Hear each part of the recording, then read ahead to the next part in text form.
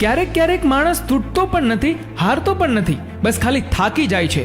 ક્યારેક પોતાનાથી, ક્યારેક કિસ્મતથી અને ક્યારેક પોતાનાઓથી.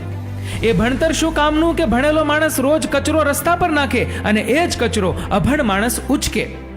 નાનકડી પણ 100%ની વાત કે સળગતા રહે એ પ્રકાશ આપે, સળગતા રહે એ પ્રકાશ આપે અને બળતા રહે એ હંમેશા ધુમાડા કાઢે. રમત રમાડતા માણસ ગમી જાય ને ગમતા માણસ જ રમાડી જાય. મન મોટું રાખો, મગજ ઠંડુ રાખો, વાણી મીઠી રાખો અને પછી તમારાથી કોઈ નારાજ થાય તો કહેજો. તમારી સફળતા કે નિષ્ફળતાનો આધાર તમે તમારો સમય કેવી રીતે પસાર કરો છો ને એના પર છે. ખુલાસો કરવો એ ગુનો નથી, ખોટી સમજણને પકડી રાખવી ને એ ગુનો છે. પીઠ હંમેશા મજબૂત રાખવી જોઈએ, કેમ કે શાબાશી અને દગો બંને પાછળથી જ મળે છે. પરાણે હસવા કરતા એકવાર રોઈ લેજો, આવે છે કોઈ આંસુ લૂછવા એ પણ જોઈ લેજો. માણસ ખરાબ ત્યારે જ બને છે જ્યારે કોઈ તેનો સારા હોવાનો ફાયદો ઉઠાવી જાય છે. માણસનું ભવિષ્ય તેના સ્વભાવ અને વ્યવહાર પર નિર્ભર હોય છે. બાકી સાહેબ, મહેનત અને આવડત તો ચોરી કરવા આવેલા ચોરોમાં પણ હોય છે. કોઈ પણ સમસ્યા સમાધાન વિનાની નથી હોતી, જરૂર હોય છે સમાધાન સુધી પહોંચવાની. ભૂલ એનાથી જ થાય છે જે સારું કરવા ઈચ્છે છે, બાકી કંઈ નહીં કરવા વાળા તો ભૂલો જ શોધ્યા કરતા જ હોય છે. લોકોના ઉઠાવેલા 4 સવાલથી હિંમત ના હારશો સાહેબ, કેમ કે ઘૂંટણ છોલાયા વગર કોઈને સાયકલ પણ નથી આવડતી. કીડી તળાવમાં પડે છે ત્યારે માછલી કીડીને ખાય છે સાહેબ, પણ જ્યારે તળાવ સુકાય ને ત્યારે કીડી માછલીને ખાય છે. મોકો સૌને મળે છે, બસ સમયની રાહ જોવી પડે છે. કડવું છે પણ સત્ય છે, આપણી આંખો પણ હંમેશા એ જ લોકો ખોલે છે જેના પર આપણે આંખો બંધ કરીને ભરોસો કર્યો હોય. તમારી આંખ સારી હશે તો દુનિયા તમને ગમશે અને તમારી જીભ સારી હશે તો દુનિયાને તમે ગમશો. ક્યારેક પરિસ્થિતિને સમય પર છોડી દેવી જોઈએ. શું ખબર તે પરિસ્થિતિ તમારા પ્રયત્ન નહીં પણ સમય માંગતી હોય. સમય ભલે દેખાતો નથી પણ ઘણું બધું દેખાડી જાય છે.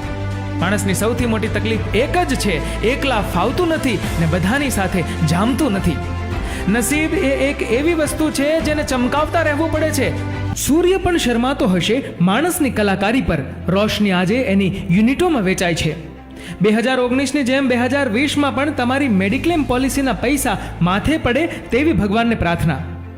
છરીનો ઉપયોગ ઓછાને મારે છે પણ બુદ્ધિનો દુરુપયોગ ઘણાને મારે છે. સાબુ એટલે મેલો થતો નથી કારણ કે બીજાને ઉજળા રાખવા માટે પોતે પોતાની જાત ઘસી નાખે છે. કલાકાર ઘરે ઘરે છે, સલાહકાર ઘરે ઘરે છે, અહંકાર ઘરે ઘરે છે, નથી તો બસ કોઈનો સાથ સહકાર ઘરે ઘરે નથી. પ્રેમમાં તમારી ચામડી શ્યામ હશે તો ચાલશે, પણ તમારી નિયત કૃષ્ણ જેવી પવિત્ર હોવી જોઈએ.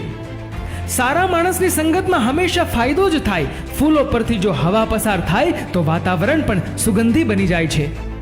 એક નિર્દોષ સવાલ, હવે જમાનો શેનો છે? એનો મજેદાર જવાબ ફોટાનો અને ખોટાનો. ગંદગી તો અમીરોએ ફેલાવી છે, ગરીબ તો ખાલી જબલા પણ લઈ લે છે.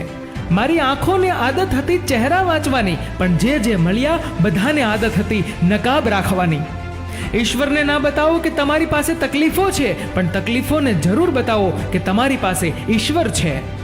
સમયનું મહત્વ જરૂરી નથી, જેનું મહત્વ છે તેના માટે સમય જરૂરી છે. પહેલા ઉંમરમાં મોટા હોય તેમનું સન્માન થતું અને હવે આવકમાં મોટા હોય તેમનું સન્માન થાય છે. માણસનો જ વાંક શું કાઢો છો? થોડા પૈસા વધે ને તો પાકીટ પણ ફૂલી જાય છે. કેટલીક મજબૂત ચીજ કમજોર લોકો પાસે પણ સુરક્ષિત હોય છે. દાખલા તરીકે માટીના ગલ્લામાં લોખંડના સિક્કાઓ, પણ શરત બસ એટલી જ છે કે વિશ્વાસ હોવો જોઈએ. ઘરમાં tea set, dinner set, sofa set, સોના ચાંદીના સેટ બધું જ હોય, પણ રહેનારા અપસેટ હોય તો બધું જ વ્યર્થ છે. આપણે બધા પ્રવાસી છીએ અને ભગવાન આપણા ટ્રાવેલ એજન્ટ છે, જેને આપણા રૂટ, આરક્ષણ અને સ્થળો પસંદ કરી રાખ્યા છે. માટે તેમાં વિશ્વાસ રાખો અને જીવન કે જે એક પ્રવાસ કહેવાય છે તેનો આનંદ લો. આ દુનિયામાં માણસ મહાન નથી હોતો, તેનો સમય મહાન હોય છે. એટલે જ્યારે તમારો સમય સારો ચાલતો હોય ત્યારે કોઈકનું ધ્યાન રાખજો, કોઈને ધ્યાનમાં ના રાખતા. વધારે સમજદાર અને વધારે મૂર્ખ વચ્ચે કોઈ ફરક હોતો નથી. બંને કોઈનું કહ્યું માનતા નથી.